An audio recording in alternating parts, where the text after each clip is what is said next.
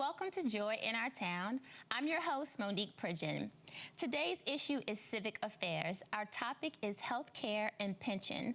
Our guest today is George Maragos, Nassau County Comptroller. Welcome to Joy in Our Town. Joy, thank you for having me. It's a pleasure to be here. No problem. Where is Nassau County? Nassau County is out on Long Island, just east of New York City. Okay. It's one of the biggest counties outside of New York City. Wow. Could you please describe the role of a comptroller and how you got started in this field? Well, the role of the comptroller is to oversee the county finances, to oversee the budget, to oversee the spending, to make sure that the money is spent wisely and it's not wasted. We also have an audit, very important audit function to go in and audit the various departments and agencies of the government to ensure that they are spending the money wisely. Okay. How did you get started in this field? Well, I have a finance background. I've been in the banking and finance industry for over 35 years before deciding to run for public office. And I was fortunate enough to be elected on my first attempt. Nice. Tell us a little bit about the county you oversee. Do you work along with other elected officials? Yes, the county chief executive, if you will, or the mayor, is the county executive, and a gentleman by the name of Ed Mangano. Mm-hmm. We also have a legislature of 18 members, actually 19. I apologize about that. That together govern the county. We have a population of about 1.4 million people. Wow. And a budget of about $2.6 billion. Wow. So today we're going to focus on health care and pension. What is your opinion on the state of health care today? It's a mess, and it's a growing problem within our community. Costs have gone out of control. The last year, our premiums went up close to over 13%. We've had almost double-digit premium increases for the past 2 to 3 years. Wow. Usually 4 to 5 times the rate of inflation. Mm-hmm. They're moderating somewhat next year down to 5%, but still twice the rate of inflation. It's a big issue that is impacting county budgets throughout the state and throughout the country. Right. Do you see a lack of health care insurance among the people? It's a serious and growing problem. The number of cases just in Nassau County that we've had in the last year has grown from about 81,000 to over 100,000. That's almost a 25% increase. Certainly the recession has had something to do with it. Unemployment amongst the people has had something to do. But it's a kind of a very disconcerting trend that, again, adds burden to our local taxpayers. Sure. Can you share any more statistics on the amount of or lack of people with health care insurance?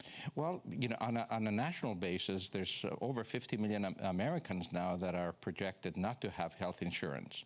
And that kind of tracks the poverty level very, very closely. And that's where we're seeing some of the Medicaid costs just skyrocketing. They've gone up over 30% in the last 10 years. Mm-hmm. And there's nothing in the pipeline to moderate those cost increases. So it's a huge problem that maybe we don't talk about sufficiently. Right. Why do you think you don't? Well, because I think both at the state and national level we're probably focused on unemployment. That we're focused on the debt crisis that we've had, and so far the health care has been somewhat manageable. Certainly the federal government has been accommodating in allowing companies or granting exemptions to kind of diminish some of the financial impact on big employers. Okay. Do you feel that companies are providing adequately in this area for their employees? No, not at all, because what we're seeing is as the costs continue to climb, many times over the rate of inflation, more and more companies, especially the small companies, are not able to afford to contribute towards those premiums. Mm-hmm. And they're outright dropping their employee coverage. And that's a big issue. Or if you're a big company like McDonald's, you run to the federal government and get an exemption to, again, drop coverage on your employees. So it's a very disturbing trend. So there's no alternative for the smaller companies in healthcare? to get health care? Well, there is, but you know, as the premium costs go up, it becomes unaffordable to the small companies that themselves are struggling, you know, to compete and survive. Okay. Explain pensions. Do you see more or fewer companies providing this for their employees? Again, it's, you know, it tracks similarly to healthcare.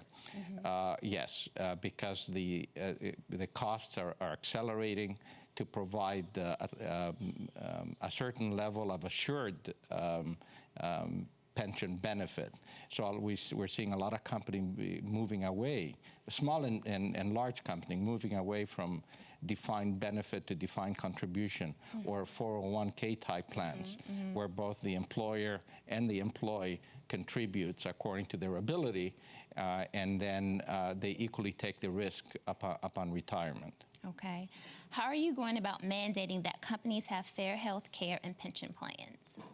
Well, I think the only way, and I think the best way to do it is to ensure, to pursue that we have affordable health care for everybody, so that it does not become a significant cost consideration.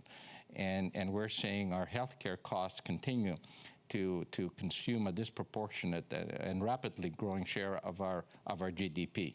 That is not sustainable. So the best way to do it, we truly need to have very fundamental health reform to make healthcare affordable, to cost-effective and affordable for everyone. And we don't have that with the type of premium increases that we're seeing. Okay. Can you share any statistics on of companies providing or not providing these services? The healthcare services? Yes, healthcare. Well, again, the smaller companies, we're seeing more and more of them dropping both healthcare coverage and pension contributions because the costs are becoming so exorbitant and so significant, a significant portion of their operating expense. What's the response been from those companies? Well, I think that we're all looking, and they're looking to the federal government to provide relief. And they're all crying out that the policies that are in place currently are not working. They're making things worse. Okay. Can the community become more involved in making these decisions? How can they make their voice heard? I think it's important that they get to the polls and raise their voices, that we need to have affordable health care, affordable pensions, for everyone, and the current policies are not working, and we need to go back to the drawing board and fundamentally change how we provide health care coverage and pensions. What are some other issues you're facing in your area? Well, labor costs are a growing issue. But perhaps even more significant on labor costs are the federal and state mandates. A lot of them are unfunded. They just pass down the rules and say, you provide this service, but we're not going to pay for it. That's a big issue. Of course. Some of the other social benefits are becoming a big issue as well. Workman's comp, workers' compensation insurance, that's growing. Last year it grew at a rate of over 20%. Disability insurance. Social benefits that are important to people that they have, but costs are just skyrocketing under control. Okay, now you said this is your first term? Yes. And you've been quite busy. Yes, we have. But this is where my 35 years of business experience comes into the picture, that I'm able to I think, handle these very significant challenges that our local government faces, and every local government and state government faces. Right. So experience is very important. Of course. What are some programs you're working on? Well, we're looking to kind of reorganize government, streamline government to focus on the core services that it needs to provide to the public, and get out of some of the other services that are not core, that are costly, because we're also faced with a public that is certainly at the property tax level overtaxed. They cannot afford to pay more. A lot of our residents have lost their jobs. So we want to help them hang on to their homes. Of course. So our revenue are not growing, while at the same time we have to continue to provide services.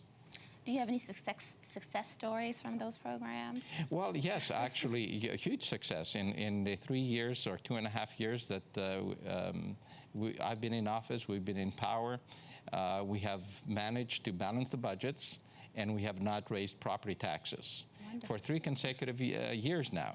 And I think I'm very proud of that accomplishment. I think we're the only county in the state and probably in the country that has 3 consecutive years of no property tax increase while continuing to provide the basic services to our residents. Wonderful, wonderful. Definitely good things happening in Nassau County. Absolutely. Oh, and I must stress, and we also have one of the lowest unemployment rates at 7.2%, significantly less than New York City, New York State, and the nation. Wow. So what's the future of Nassau County? Well, I think it's bright. I think one of our real gems in the county is our exceptional public schools that attract a lot of people, a lot of professionals to come and take advantage of our school systems and live in a suburban lifestyle and get a better deal, actually get a better value than New York City. Any opinions on the city? Anything we can learn from Nassau County?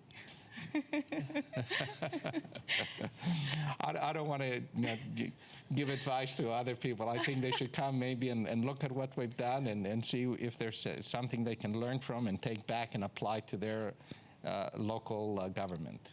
Okay. Well, we thank you, and we'll be right back.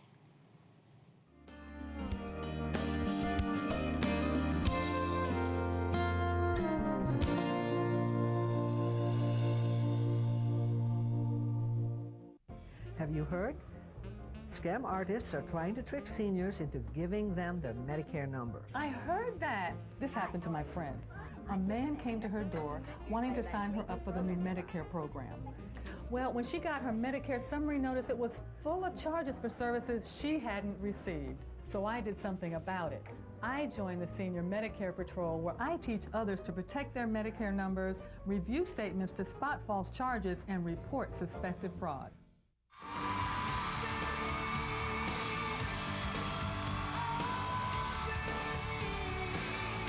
I'm a big believer in the power of we. We can tackle the tough challenges we face and build community through service and volunteering. The reality is, we're all in this together. It's time for you to raise your hand. Go to serve.gov and get involved in something you believe in. How will you raise your hand when they call your name? Are you with me? We weren't born to follow. Come on and get up off your knees. Let me hear you say yeah, yeah, oh yeah. Let me hear you say yeah, oh. Does retirement have to wait until my 70s? Is a great college for our kids? Out of the question? Is the American dream Out of our reach? Not if we can help it. We're the National Endowment for Financial Education, a nonprofit organization dedicated to helping people just like you get smart about their money. Log on to smartaboutmoney.org today and start taking control of your financial life.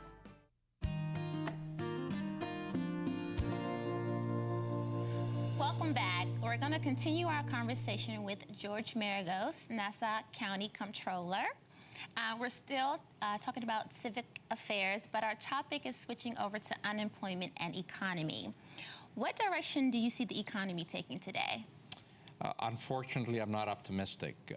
There isn't sufficient programs or stimulus in the economy to turn the economy around and start creating sufficient jobs to bring down the unemployment rate. So what I'm fearful is that it might get worse before it gets better. Wow. What direction do you see the economy taken today, but can you compare Nassau County and NYC? Are we any different from other areas of the nation? We are. I think we have not been impacted as severely as other parts of the nation have been. I mean, we have counties and states that have unemployment rates of 10, 11, some even in some higher. The New York economy has been somewhat resilient. In Nassau County, as I indicated before, we have 7.2. That's higher than in the low sixes that we had a year ago. So although we're doing better as a state and as a local Nassau County economy, is still nonetheless a 9.1% or 9% unemployment. It's about 2 million New Yorkers and 25 million Americans that are either unemployed or underemployed. And that's disgraceful. That to those people, this is a very severe recession, almost a depression. And a lot of them have been unemployed for more than 6 months, and some more than a year. And it's obviously affecting our communities. And also consider that the unemployment rate in some of the minorities, the African Americans, the Hispanic, is double the official rate of 9%. They're nearing 16 or 18% unemployment, with an underemployment factor of 25 to 30%. That's disgraceful. We cannot continue to have that type or that magnitude of unemployment without having at some point social unrest. So it's something we should be concerned about. Oh, why? Well, because our economy, our population is growing, and we don't have the right stimulus policies in place to grow our economy, to make our economy competitive on an international level, to undertake bold new economic initiatives, such as we did when we went to the moon. We need an initiative to declare a national commitment to energy independence in 10 years, and put our minds and our efforts to achieve that and become leaders, for example, in renewable energy. And if we succeed, we can also save over $1 trillion in imported oil. Those are the types of major initiatives that we need to kind of decide as a nation and pursue. Wow, okay. Is our government giving these issues the proper attention? And if so, can you provide examples? No, not at all. I think what we see from Washington especially is a lot of infighting, very little consensus. We're seeing programs where the objectives or the goals are not articulated, and the jobs plan, that was recently announced by our president. Again, I disagreed with, because it did not articulate what the goal was. And a goal is, we're going to create 2 million jobs in the next year or 2 years, but we need to invest $450 billion. So we heard what the cost would be, but we didn't hear what the result that we wanted to achieve and where we were going to achieve it, what segments, geographic segments, economic segments, industry segments. We didn't hear any of that. So we were just going to throw more money at the problem and hope to create jobs. Things don't work that way. You're not going to achieve the results. You're going to waste your money, spend your money, and you won't have any employment created. So how would you say we can achieve those results? Well, again, we need to make our economy competitive. We need to have a manufacturing policy to bring jobs back to manufacture in the U.S. We need to have a national commitment to energy independence in 10 years. We need healthcare reform. If we can provide cost-effective healthcare for everybody, that's going to have a tremendous economic impact and an employment impact. So those are the types of stimulus programs that will have long-term beneficial effects on creating long-term jobs in the private sector. What are some of the needs of the people that you see? I think education. I think we are being out-educated by our competitors overseas. It's a big issue. Although we continue to spend a lot of money on education, we are not getting the result. I think some of the recent statistics that were released, we now slipped from 23 in the world in terms of our education to 26. if you've seen also recently the statewide and the national results, we have 8th graders that only 30% are up to to 8th level in arithmetic, and 36% to approximately in reading ability. Those types of statistics are disgraceful, I think, and we need to do something about it other than continue to spend money and not achieve results. What are some of the ways to help meet these needs?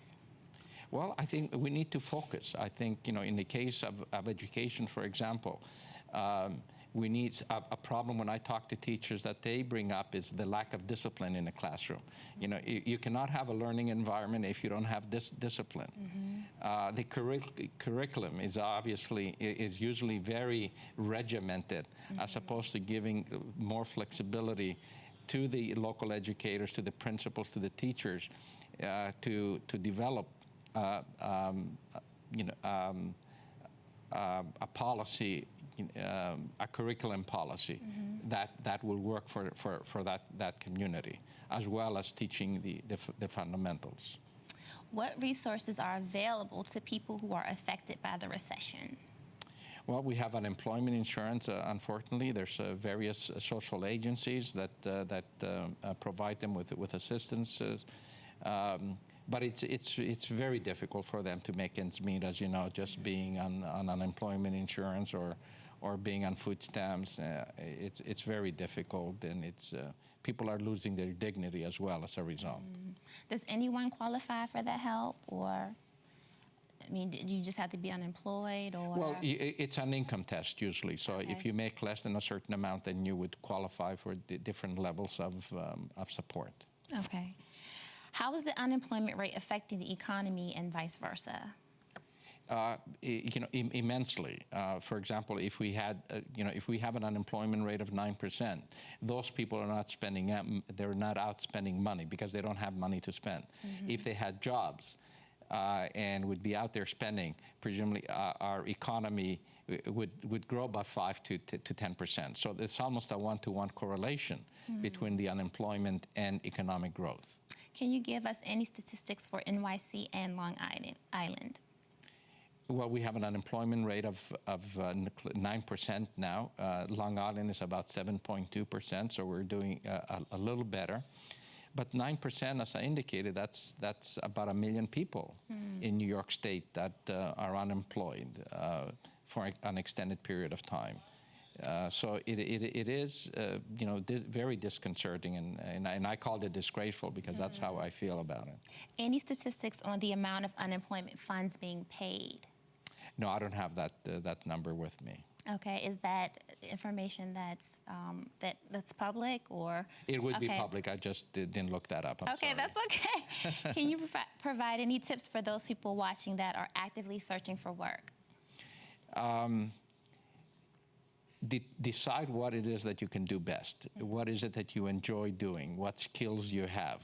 So do a kind of a personal evaluation, personal assessment, and then focus your search in those areas that best meet your needs. Because I think you will find that the employers at the other end are looking for people that have skills that will enjoy the job that they're applying for. Now, you spoke of education. Do you think education has something to do also with the unemployment rate, maybe lack of education? I think so. One of the reasons that I understand a lot of companies are moving jobs overseas because they cannot find sufficiently skilled people locally.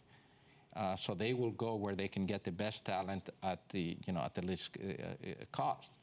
But certainly a lot of companies that are located here and want to expand, they feel often that they don't have the necessary skill set, local skill set, to be able to expand their production or the capability. Are there programs being offered for those individuals? Well, the education is a long term. It's not something that you train overnight for something. So you need to have a good fundamental education that only our school system, our public school systems can provide. And why it's very disconcerting that we have, as I said, 70% now of our kids graduating without fundamental reading and writing skills and arithmetic skills. Right.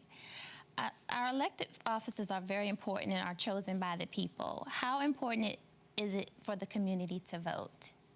It's critical, as I said. I think it's critical that they get out and voice their concerns, make their voices heard, but more importantly, vote for people that have experience, that have a record of accomplishment, that can serve them best.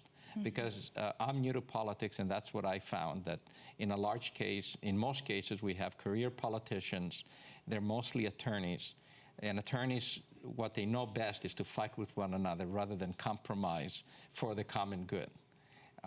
So I would urge, first of all, more people from a business background to get involved and run for public office, but also for the public, the voter, to get out there and vote, raise their voices, and the most effective place to raise their voice is the ballot box, and vote for people that have a track record of experience and accomplishment. Those are the people that are going to serve them best. Do you hold county meetings to discuss all of these issues? Or how often do you hold the meetings? Yes, actually, we have a town square meeting coming up, where the public can similar to here, can ask any questions that they want about county government, about some of the issues that are concerned to them, or any complaints that they may have. And that's important as well. Do you normally attend? Is there a good turnout? I usually host them. Oh, okay. Yeah, so you normally have a pretty good turnout? Yes. Well, that's good. Yes, we try to do them quarterly. Good. Now, you have a financial background. What made you decide to get into politics? That's an interesting question. As many people, as we've been talking about here, are very dissatisfied with the nature of our politics, the fact that we're one of the highest taxed states in the country. We're losing jobs, we're losing people. So it was a question for me whether I follow that, stand up and leave the state or the country, or stand up and try to do something to make a difference. So I decided to stay. This is my home, has been my home, and I want to make a difference and want to make it better. You feel good about your decision? I love my decision. Great. Any last words for our viewers? No, I think, I encourage people, don't give up hope. Get involved, raise your voices, participate in our democratic process, and things will get better. But they will only get better if we have good leadership. Thank you. Thanks for watching Joy in Our Town.